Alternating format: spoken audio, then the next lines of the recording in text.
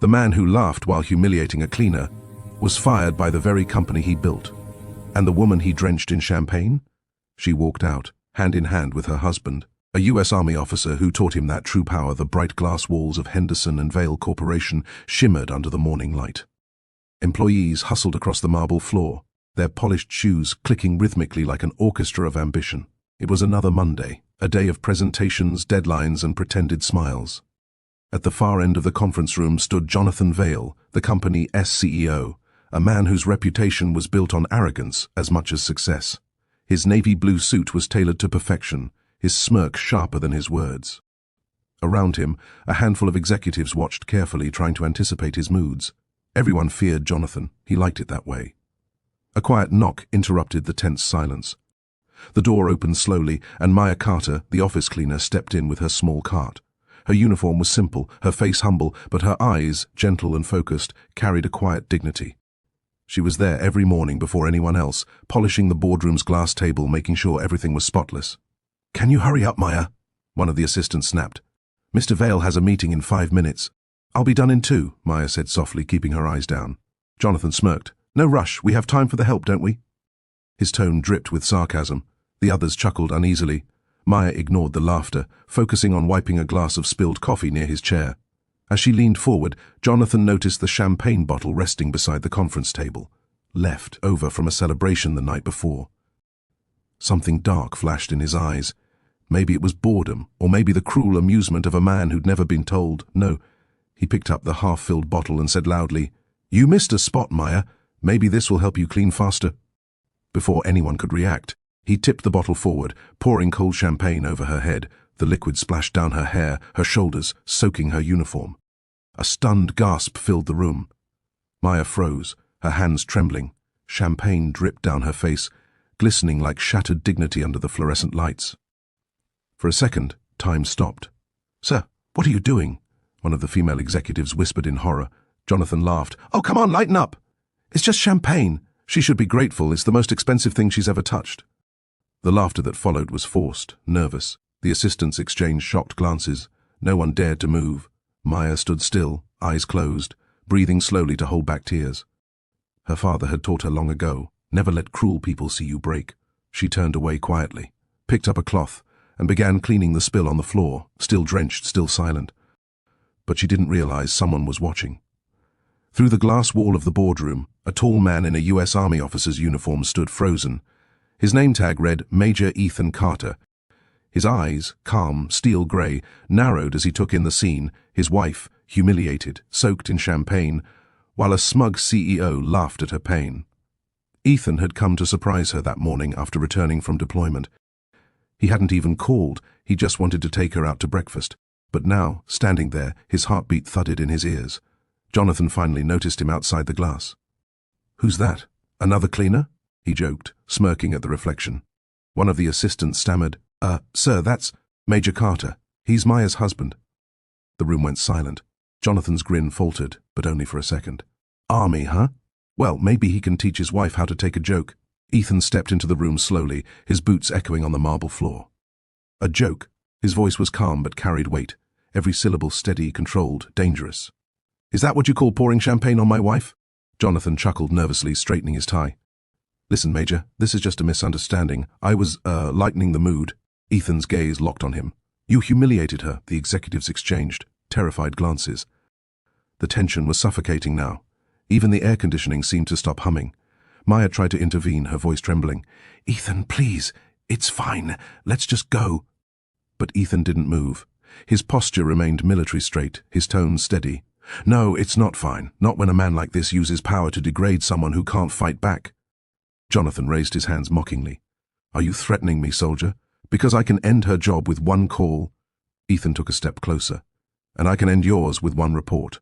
Do you really want to test who's got more people watching?" Silence. The CEO's arrogance melted into unease.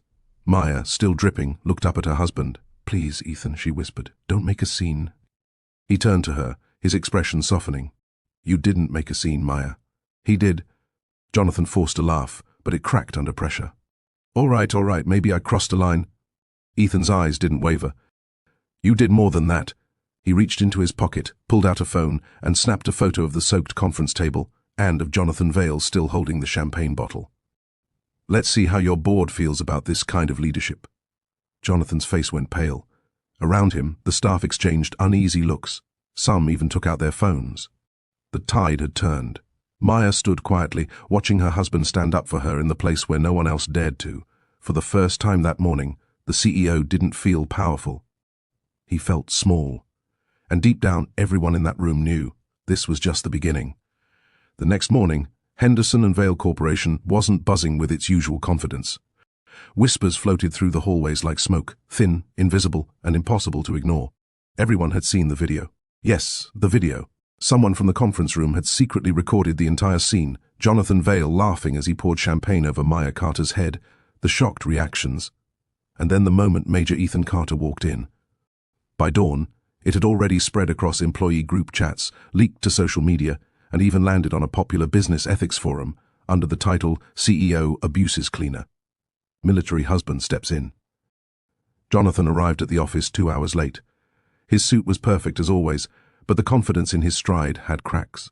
Phones went silent when he passed. Assistants avoided his gaze. He slammed his office door behind him and barked, "Get PR in here, now!" Moments later, his public relations manager, Clara Jennings, entered, her face pale. "Sir, the situation is getting worse. The video's everywhere. The board's demanding an emergency meeting." Jonathan rubbed his temples. "It's being blown out of proportion." "I was joking. People are so sensitive these days." Clara hesitated. "Sir, the optics are devastating. You poured alcohol over a cleaning staff member during office hours. And the fact that her husband is a U.S. Army officer. It's turned this into a national story about respect and power abuse." He looked up sharply. "Then fix it.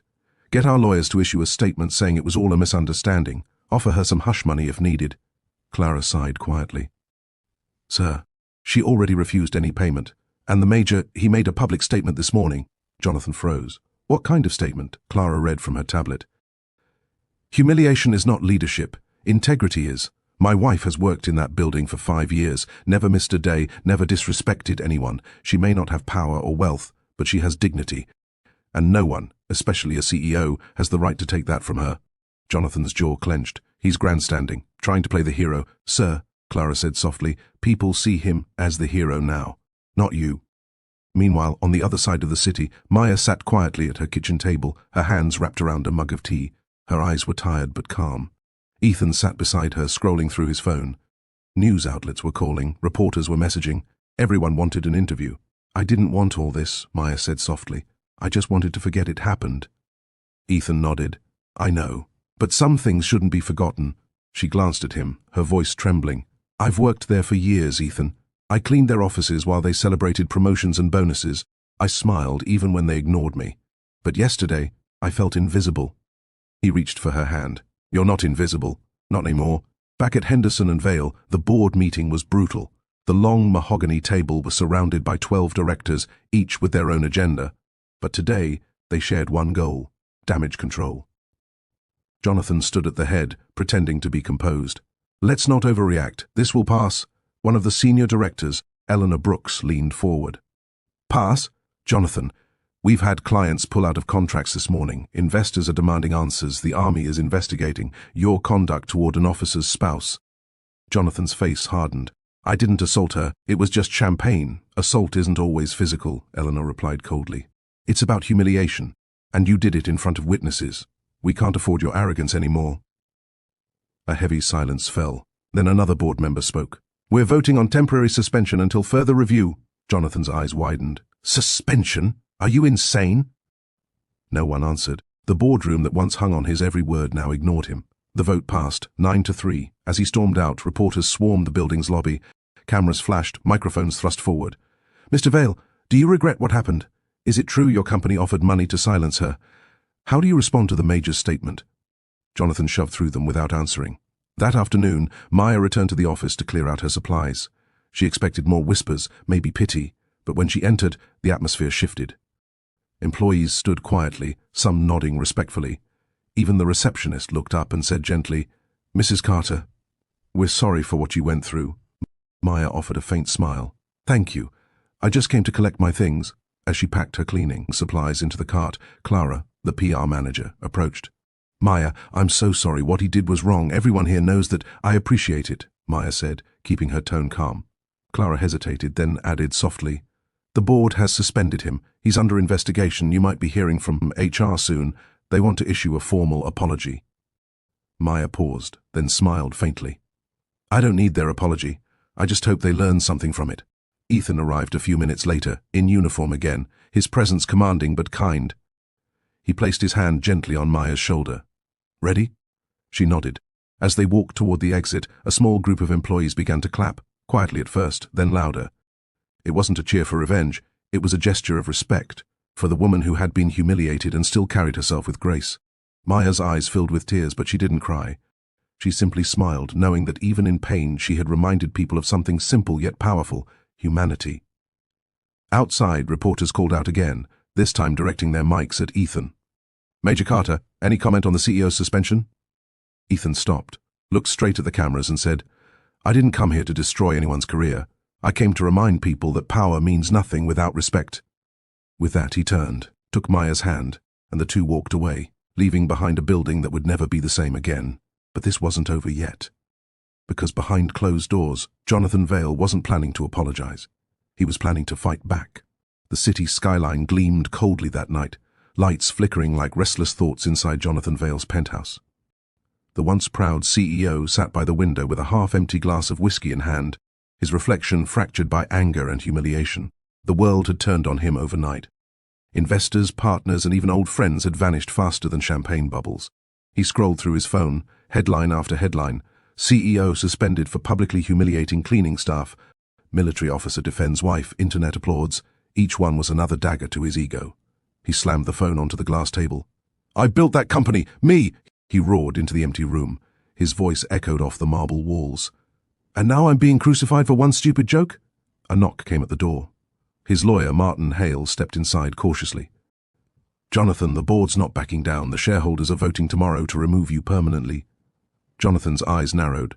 "Remove me? Not a chance. I founded that company." "They're calling it a crisis of ethics," Martin said carefully.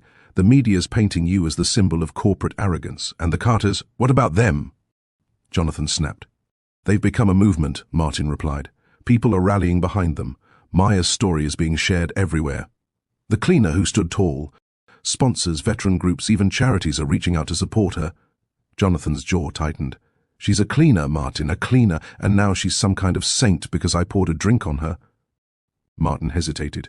"You humiliated her, Jonathan. People don't forget that kind of thing anymore." Jonathan leaned back, his expression darkening. "Then I'll make them forget. Everyone has a weakness, and I'll find theirs." The next morning, Maya and Ethan were sitting in a small cafe near their apartment. For once, life felt peaceful. Maya had been offered a new job at a local community center. She smiled as she told Ethan, "It's not cleaning offices anymore. I'll be helping other women find work. Maybe something good came out of all this." Ethan grinned, pride shining in his eyes. "You deserve better than what they gave you. You always did." Just as they finished their breakfast, Ethan's phone buzzed. It was an unknown number, he answered, his tone cautious. "This is Major Carter," a voice replied, cold and familiar. "Major, we need to talk. It's Jonathan Vale." Ethan's expression stiffened. "You've got nothing to say that I need to hear." "Listen," Jonathan continued. "I'm offering your wife her job back, with double pay and a public apology. But I want this story gone. You'll release a statement saying it was all a misunderstanding." Ethan's jaw set. "You think this is about money or saving your image? You humiliated her in front of a room full of people, Jonathan. You don't buy forgiveness." "You're making a mistake, Major," Jonathan hissed. "I still have friends in high places. You and your wife could lose everything." Ethan's voice was steady, controlled. "The army taught me one thing: integrity isn't negotiable. You should try learning that." He ended the call. Jonathan stared at his phone, seething. He wants to play hero? Fine, let's see how long that lasts. He made another call, to a private investigator. "Find me something on Carter, anything. Military records, scandals, photos, I don't care. If he's clean, dig until he's not." The investigator hesitated. "Sir, going after a decorated officer might backfire." Jonathan's tone turned venomous. "Just do it." 2 days later, a fake news article surfaced online. Army officer under review for misconduct. Leaked files suggest abuse of authority. It was vague, unverified, and filled with fabricated claims. But it spread fast. Maya saw it first. She was at the community center when her phone began buzzing non-stop. Her hands shook as she read the words. "Ethan, they're saying horrible things about you." He took the phone calmly, scanned the article and sighed. "It's desperate. He's trying to drag us down with him. Can he do that?" Maya whispered. Ethan's eyes hardened. Not for long, he made a call to his commanding officer at the Army's legal division. Within hours, a full investigation into the source of the article began. That same evening, while Jonathan was sitting in his office at home, he received a knock. 2 federal investigators entered, flashing badges. "Mr. Vale, we're here on behalf of the U.S. Department of Defense. You're being questioned for attempted character defamation against a serving officer. You have the right to remain silent." Jonathan's jaw dropped. "What? I didn't," but the evidence said otherwise. His emails, his call records, even the payment to the investigator, it was all there. As they escorted him out of his penthouse, flashing lights from news cameras illuminated the street. The same reporters who once chased him for interviews now shouted questions about ethics violations and targeting a veteran. Meanwhile, at home, Maya sat with Ethan as the news played in the background. She looked at him quietly and said, "I didn't want revenge, but maybe this was justice." Ethan nodded slowly. "Sometimes justice doesn't shout. It just arrives when it's ready." He wrapped his arm around her shoulders, and for the first time in days, Maya smiled. Peacefully, genuinely. Outside, the world finally saw the truth. Power had fallen, and dignity had won. But there was still one final chapter left, because what happened next would not just change Jonathan's life, but the entire company forever. Rain tapped gently against the glass walls of Henderson and Vale Corporation, the same building where everything began. But this time, the air was different. The pride, the arrogance, the invisible hierarchy, it all felt hollow. The story of Maya Carter had become a mirror, forcing everyone inside those walls to confront who they really were. 3 weeks had passed since Jonathan Vale's arrest and suspension. His face had disappeared from company banners, and his nameplate had been quietly removed from the CEO's door. The board was rebuilding its reputation, announcing new leadership with words like integrity, respect, and reform. And today, for the first time since that day of humiliation, Maya Carter was walking back into that building. She wasn't in her cleaning uniform anymore. Instead, she wore a crisp white blouse and navy slacks, a folder tucked under her arm. She looked composed, calm, but the quiet strength in her eyes was what drew everyone's attention. As she stepped into the lobby, employees paused. Conversations stopped. Some offered small smiles, others nodded respectfully. The woman they had once ignored was now a symbol of change. The receptionist stood up immediately. "Mrs. Carter, the board is expecting you upstairs." Maya nodded politely and took the elevator. As the doors closed, her reflection stared back at her.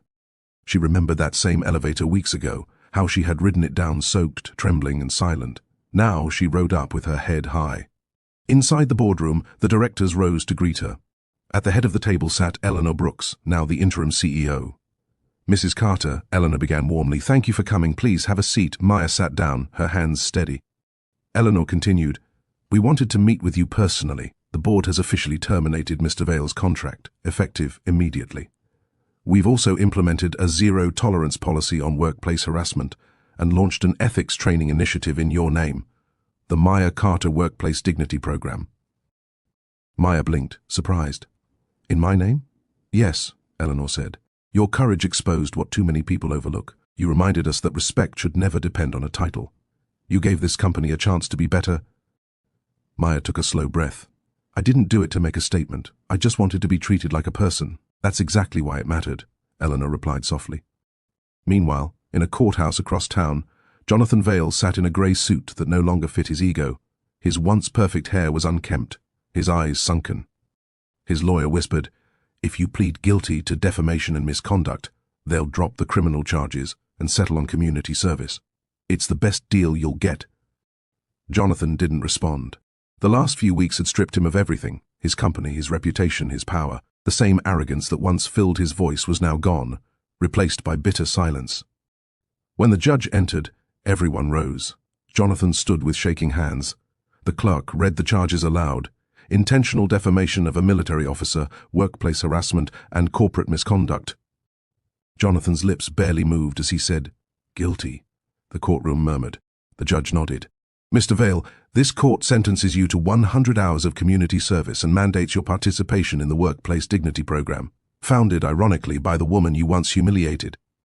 Jonathan's head hung low. The irony stung worse than the sentence. A few days later, he found himself walking into a local community center with a mop in hand. The same kind Maya once carried. Volunteers moved around him, sweeping, organizing, and laughing. And at the far end of the hall, Maya Carter was there, helping unpack boxes of donated supplies. She turned and froze. Their eyes met. For a long, heavy moment, neither spoke. Jonathan finally broke the silence. "I didn't expect to see you here." Maya gave a calm smile. "This is where the programs run. You'll be helping us today." He looked down, embarrassed. "I deserve worse than this." Maya shook her head. "No one deserves endless punishment, Mr. Vale. But you do deserve to learn." He swallowed hard. "I thought money made me untouchable. Turns out it just made me blind." Maya nodded softly. "Maybe this is your chance to see again." They worked in silence for a while. The sound of brooms and soft chatter filled the hall. For once, Jonathan wasn't the center of attention. He was just another person doing his part. And somehow it felt right. That evening, as the sun dipped low, Maya stepped outside to where Ethan was waiting in his truck. He smiled as she approached, brushing dust off her hands. "How was it?" he asked.